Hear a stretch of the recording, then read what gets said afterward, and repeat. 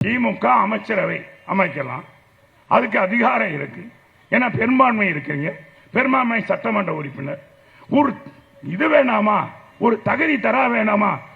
உழைத்து திமுக ஊடாய் உழைத்தவர்கள் திராவிட முன்னேற்ற கழகத்தில் எத்தனை பேர் இருக்காங்க? சரி, துரைமுருகனின் தியாகத்தை சொல்ல முடியுமா, மறுக்க முடியுமா?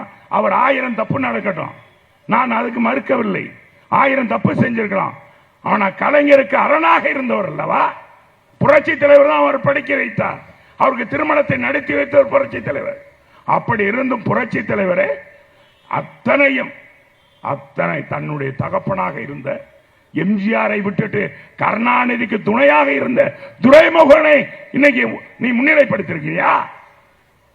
என்ன பாருங்க, என்னங்க திராவிட முன்னேற்ற கழகம், ஒரு குடும்ப ஆட்சி நடக்குது. என்ன நியாயம்? நான் கேட்கிறேன், தாய்மார்களே, வாக்களித்த மக்களை கேட்கிறேன்.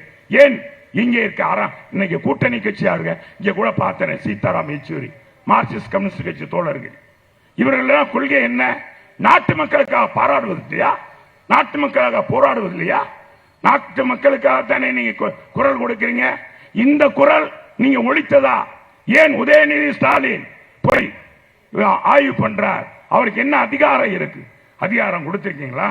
முதலமைச்சர் ஆட்சி பண்ணலாம்னு சொல்லியிருக்கீங்களா? எப்படிங்க செய்யலாம்? யாரை சொல்லி என்ன காரணம் கேட்டார்களா? தமிழகத்தில் எவ்வளவு அட்டுழியங்கள் அநியாயங்கள் நடக்கும். என்னங்க இவங்க ஆட்சிக்கு வரும்போது என்ன சொன்னாங்க? ஒரு சொட்டு மது நாங்க ஆட்சிக்கு வந்தா இருக்காது சொன்னாரா இல்லையா? சொன்னாரா இல்லையாப்பா? ஸ்டாலின் சொன்னாரா இல்லையா?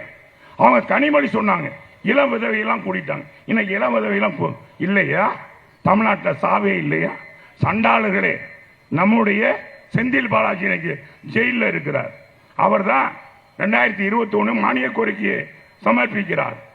அன்னைக்கு மதுவிலக்கு ஆயத்துறையுடைய அன்றைக்கு அந்த பில்லை சமர்க்கிறார். அப்ப என்ன சொல்றார்? 2011 2021 வரைக்கும் ஒரு கள்ளச்சாராய சாவு இல்லை என்று ஸ்டாலின் ஆட்சியில், ஸ்டாலின் முதலமைச்சராக இருக்கும் போது அதனுடைய மதுவிலக்கு ஆயத்துறை அமைச்சர் சொன்னாரே, இல்லை என்று மறுக்க முடியுமா?